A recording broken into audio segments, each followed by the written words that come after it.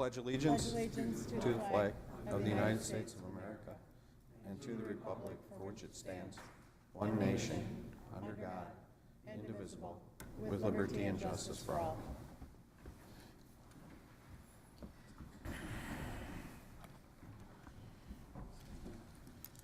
Okay, roll call, please.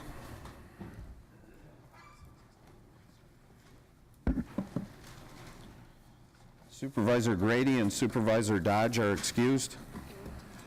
Yes, and Supervisor Arrington. And Supervisor Arrington, he called.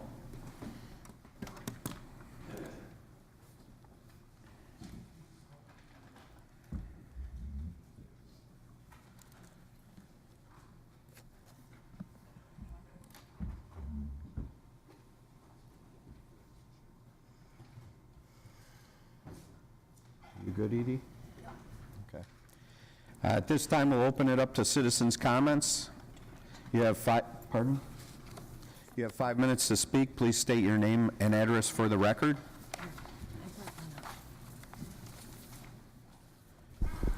My name is Raymond Cameron. I reside at 5313 20th Avenue Lower.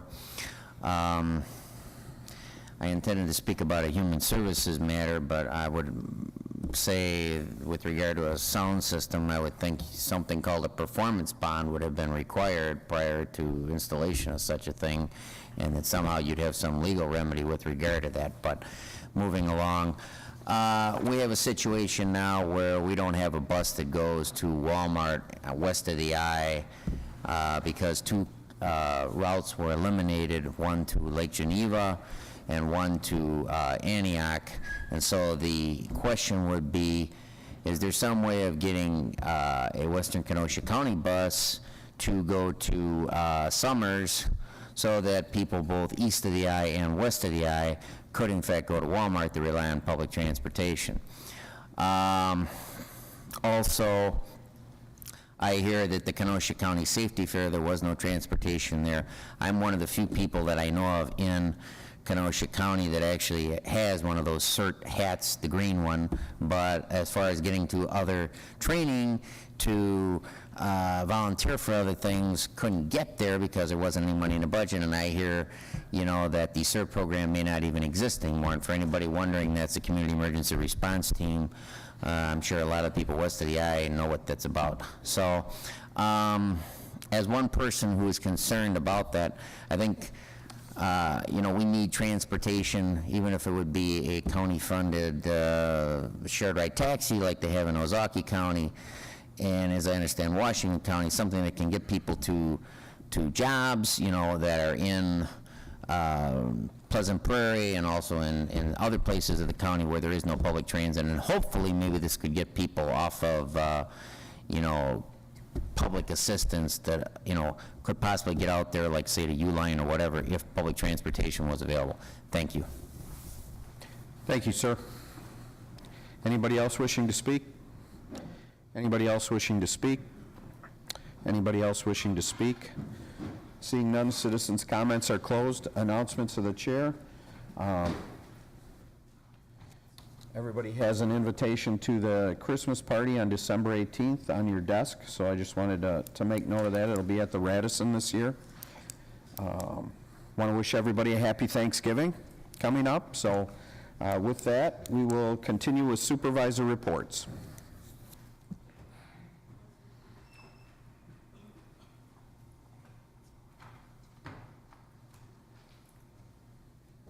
Why is it going 4? Overman. Supervisor Elverman. Thank you, Mr. Chairman. 2 brief things from highways and facilities and parks. The trail that I've been reporting on between the Silver Lake Park and the village of Silver Lake around the DNR boat launch is just about complete. The bridges are in, the pavement is in. I saw them putting down seating and things today, so that was a major accomplishment by the Parks Department, grant writing people, the village, the county executive's office for this summer. The popularity of the KD Park, trails, and fishing has become such an item that the county executive's office, along with my urging and urging of many people out there, has decided to keep it year-round. It was designated to close on the 25th of November for the winter, and today the decision was made to keep it open year-round. So they are going to have a press release on that, but just want to inform people this evening that that'll be a year-round facility for years to come. Thank you, Mr. Chairman. Thank you, Supervisor Alverman. Seeing no more requests to speak, move on with the executive appointments. County Executive Appointments, Supervisor Rick Dodge to serve on the Kenosha County Human Service Board. Michael Gable to serve on the Kenosha County Human Service Board. Supervisor Rick Dodge to serve on the Kenosha County Commission on Aging. Richard T. Willoughby to serve on the Kenosha County Human Service Board. Those will be referred to the Human Services Committee. Chairman appointment, Supervisor Rick Dodge to serve as co-chair on the Healthy People Kenosha County 2020 Steering Committee. Refer to the Human Services Committee. New business, one reading, from Planning and Development and Extension Education Committee regarding County of Kenosha owner Planning, Development, and Extension Education Committee agent request a rezoning from R5 Urban Single Family Residential District to R5 Urban Single Family Residential District and C1 Lowland Resource Conservancy District in the town of Salem. Brunig, yes. Decker, yes. Underhill, yes. Dodge, yes. Skalitsky, yes. Supervisor Brunig. Move ordinance number 19. Ordinance number 19 has been moved by Supervisor Brunig, seconded by Supervisor Decker. Supervisor Brunig. Thank you, Mr. Chairman. This property is located on the northwest and southwest corners of the intersection of 274th Avenue and 115th Street. Rezoning is considered a map amendment to reflect actual field conditions. The town of Salem recommended approval of this request. Thank you, Supervisor Brunig. Any questions? Seeing none, all those in favor? Aye. Any opposed? A resolution, or ordinance 19 is passed. Ordinance 20 from Planning, Development, and Extension Education Committee regarding Markison Family Revocable Trust and Harold L. Markison owner. Planning, Development, and Extension Education Committee sponsor request a rezoning from R2 Suburban Single Family Residential to R2 Suburban Single Family Residential District and C1 Lowland Resource Conservancy District in the town of Salem. Brunig, yes. Decker, yes. Underhill, yes. Dodge, yes. Skalitsky, yes. Supervisor Brunig. Move ordinance number 20. Ordinance number 20 has been moved by Supervisor Brunig, seconded by Supervisor Skalitsky. Supervisor Brunig. Thank you, Mr. Chairman. This property is located on the east side of County Trunk Highway B, which is Tuttle Road, approximately 0.2 miles north of County Trunk Highway C, or Wilmot Road. The rezoning is considered a map amendment to reflect actual field conditions. The town of Salem recommended approval of the request. Thank you, Supervisor Brunig. Any questions? Seeing none, all those in favor? Aye. Any opposed? Okay, ordinance number 20 is passed. Resolution 60 from Finance and Administration Committee, a resolution authorizing the conveyance of property located at 8128 22nd Avenue, Kenosha, Wisconsin, to Dennis Maratz, parcel number 0412212405033. Finance, Rose, yes. Frederick, yes. O'Day, yes. Colmeyer, excused. Kubicki, yes. Molinaro, yes. Supervisor Rose. All right, thank you, and I would move resolution number 60 on behalf of the Finance Committee. Resolution number 60 has been moved by Supervisor Rose, seconded by Supervisor Ron Frederick. Supervisor Rose.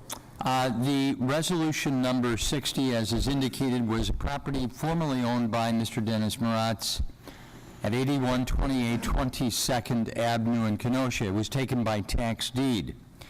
The resolution is an unusual one. This is not the common practice of the county board to allow a former homeowner to pay the back taxes and various costs involved, as that would set a bad precedent. But this, we felt, was an unusual, more sympathetic situation, as indicated in the resolution, that Mr. Maratz has lived there for many years and is apparently a bit of a recluse who doesn't attend to his affairs, answer the door, pick up the mail, and therefore neglected the payment of the taxes, and apparently someone else was going to take care of this, but did not. After it was discovered by someone in the family that the property had been taken by tax deed, it was clear that they came to the county, offered to pay the costs, pay the back taxes, and in light of the circumstances surrounding Mr. Maratz's condition, the committee felt that this was an exceptional case. It's now understanding that he has assistance here, and that someone else is going to be taking care of his personal financial affairs. We have attached to the resolution an appraisal, and you'll see that the property has a current appraised value by a certified appraiser of $33,000, which is quite a bit different than the tax assessment of $105,200.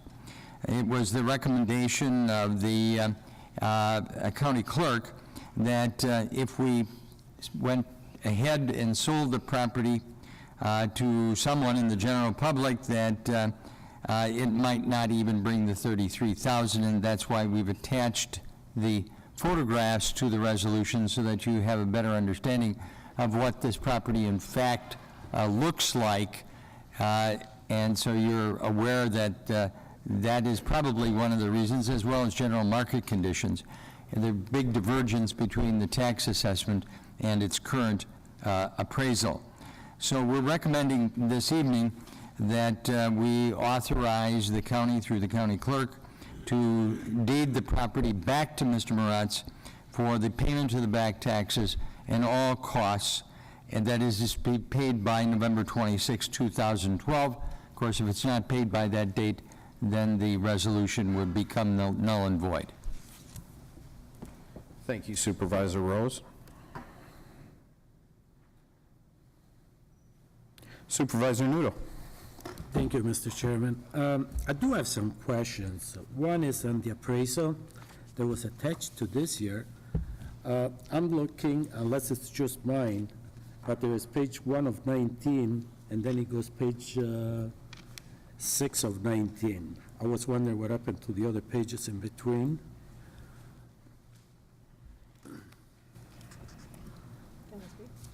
Go ahead. Okay.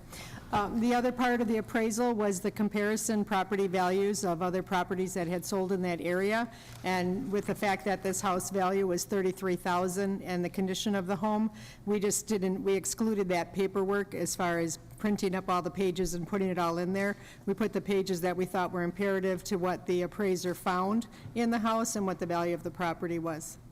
On that part, actually, page 2 to 6, that's pretty much the heart of the appraisal, where it shows why the property will be appraised at $33,000, and also showing that the appraised value is $33,000. And this year, there is no evidence that the property is worth $33,000.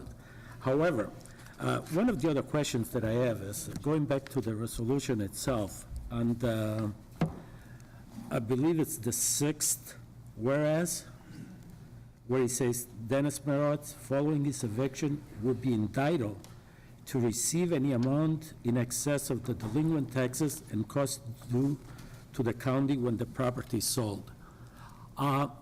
Is that a practice that if the property is sold for more than what the county has coming for back taxes, that the money is given back to the owner? Yes. And if that's the case, have we been giving the money back to all the previous owners? I know there are properties that have been sold for more money than what the county had coming.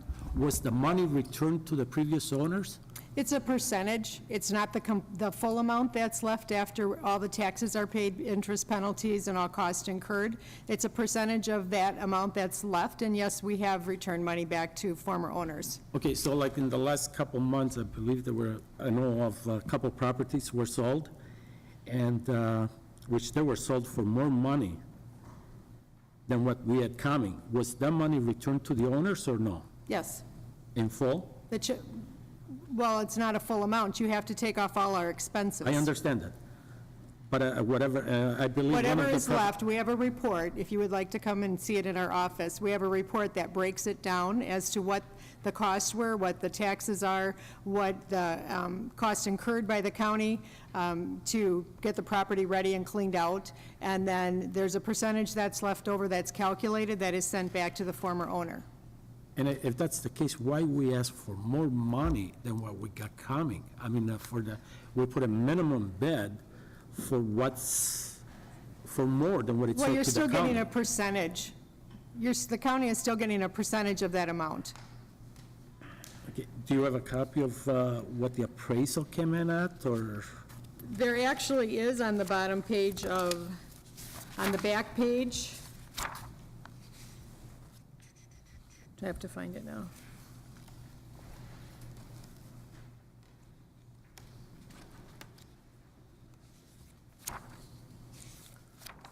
Did we not get that page in there?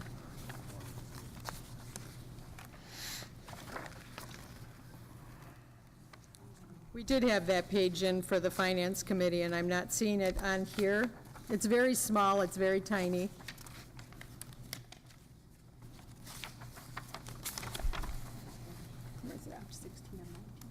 It's page 16 of 19, which isn't in here.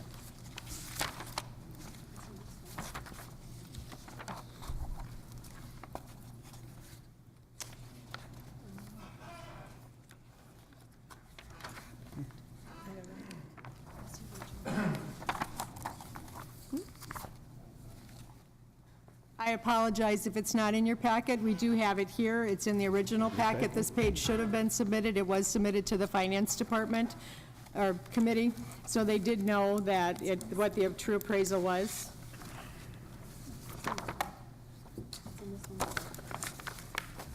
It is in the packet, I have it. Okay, again, I feel uncomfortable supporting this resolution, and I think it is setting a precedent where anybody can come in, and I can appreciate the condition of this person, and, but I won't be able to support this resolution. Thank you, Supervisor Nudo.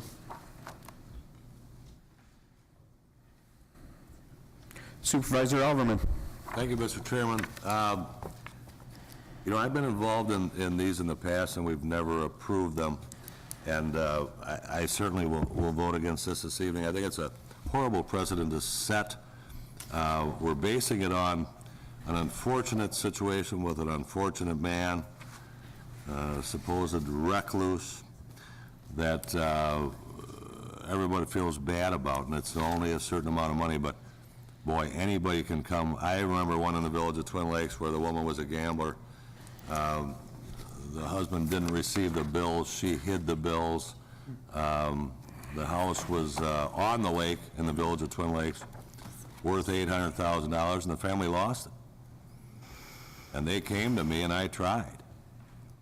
County didn't listen. So this being $30,000, I don't see it any differently. This didn't just occur. If I'm reading this, I'm reading it as delinquent general tax of $11,164.14. 2012 real estate taxes at $3,600, which I find hard to believe if the property's worth assessed value of $105,000. So these taxes haven't been paid for 4 years, 5 years, possibly. if Well, that- Supervisor Overman, he actually paid 2010, but he went to the city and paid it instead of coming to the county. So that amount went on the base tax at that time, not on the delinquent taxes, so the tax deed process continued, and he didn't know it. there were extreme extenuating circumstances in this situation, and the property itself, it actually would be a burden on the county if we were to take it. It's going to cost us thousands of dollars to clean it out and get it ready. We just did this with some other properties that we've had. So at the basis of what the appraisal was, and we had a real appraisal done by a real appraiser, not by anyone, that the county hired, the owner, actually the family of the owner hired an appraiser to have the property appraised. At $33,000, I mean, it was more of a burden on the county to take this property and then try to get rid of it, because nobody would have bought it. I didn't realize I was debating the clerk here this evening. I'm sorry, Supervisor And Elmer. I thought I had the floor. What I'm saying here is the precedent that we're setting, not the circumstances.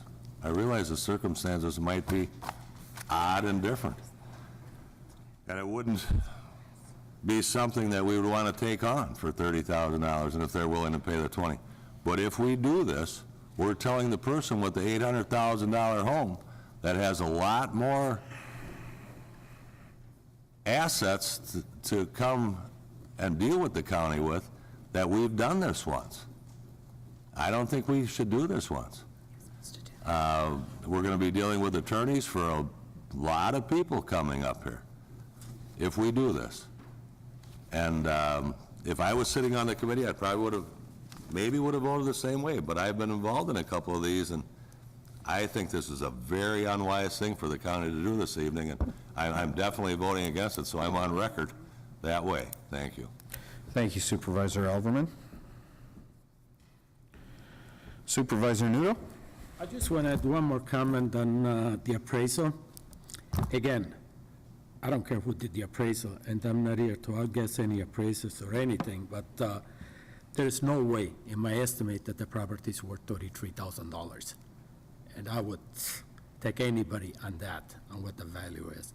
But regardless, again, my biggest problem is to set a precedent, and I agree with Supervisor Elmerman. We're putting ourselves in a position open for lawsuits or anything, and I'm definitely going to vote against it. Thank you, Supervisor Nudo. Supervisor Anita Johnson? It's okay, I got it. Okay. Sorry.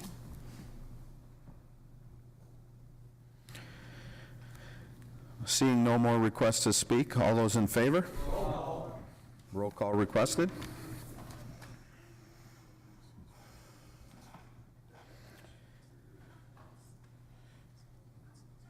Okay, yes, you'll be supporting the conveyance of the property. No, you will be not. No, you will not.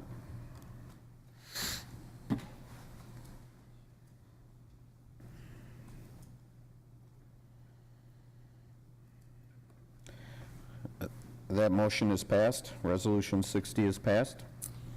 Resolution 61 from Finance Administration Committee, a resolution to designate public depositories.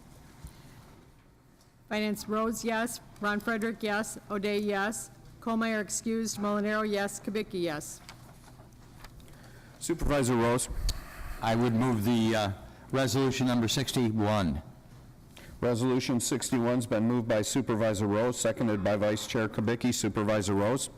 This resolution is more in the matter of a routine or housekeeping type of resolution. It authorizes the county, in particular the county treasurer, to deposit the county's funds in the various accounts at these various banks. Thank you, Supervisor Rose. Any comments? Seeing none, all those in favor? Any opposed? Resolution 61 passes. Resolution 62 from Human Service Committee and Finance Administration Committee, a resolution to modify Division of Aging and Disability Services 2012 budget to add dementia care specialist grant. Hallman, yes. Boyd Frederick, yes. Anita Johnson, yes. Decker, yes. Arrington, excused. Montemiro, yes. Nudo, yes. Finance Admin, Rose, yes. Ron Frederick, yes. O'Day, yes. Colmeyer, excused. Kubicki, yes. Molinaro, yes. Supervisor Holman. Thank you, Mr. Chairman. This is a resolution to modify the Division of Aging and Disability Services 2012 budget to add the Dementia Care Specialist Grant. Are you making a motion? Yes, motion to approve. Motion by Supervisor Holman, seconded by Supervisor Boyd Frederick. Supervisor Holman, Thank you. continue. Sorry about that. It's all right. Kenosha County is one of 10 counties in the state of Wisconsin to be awarded the $70,000 Dementia Care Specialist Grant. This grant will be used to hire a dementia care specialist located in the Aging and Disability Resource Center to support individuals diagnosed with Alzheimer's disease and their families to help persons with dementia remain safely in their homes as long as possible. No county levy is required for this, and this pilot will end with the termination of the grant. I do want to add that this was unanimously approved at the committee level, and I see that our Director of the Division of Aging and Disability Services, Ms. Jaros, is with us this evening in the gallery to answer any questions that supervisors may have. Thank you. Thank you, Supervisor Holman. Any questions? Seeing none, this is a budget modification. We will take a roll call and need 2/3 vote.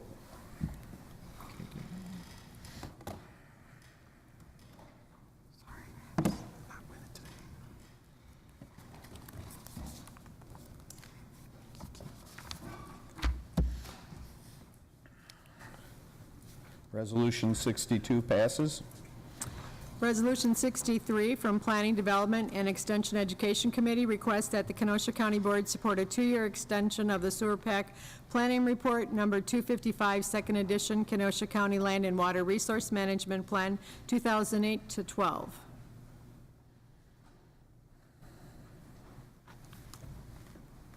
Oh, Brunig, yes. Decker, yes. Underhill, yes. Dodge, yes. Skalitsky, yes. Supervisor Brunig. Move resolution number 63. Resolution 63 has been moved by Supervisor Brunig, seconded by Supervisor Underhill. Supervisor Brunig.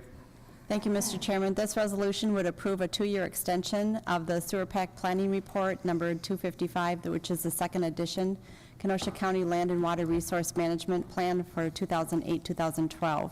The Planning, Development, and Extension Education Committee reviewed and recommended the approval of the 2-year extension at their meeting on November 14th, 2012. Thank you. Thank you, Supervisor Brunig. Any questions? Seeing none. All those in favor? Aye. Any opposed? Resolution 63 passes.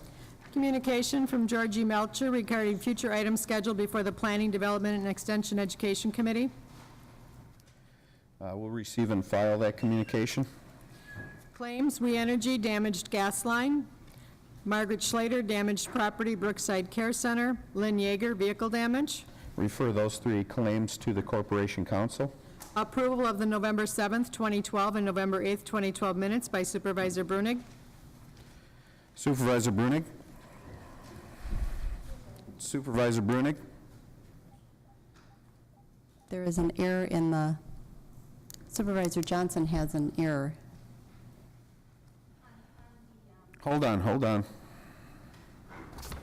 In the Okay. annual and in the organizational minutes, it looks as though they perhaps templated off last year's, and they list a call to order by Chairman Molinaro at the top of each.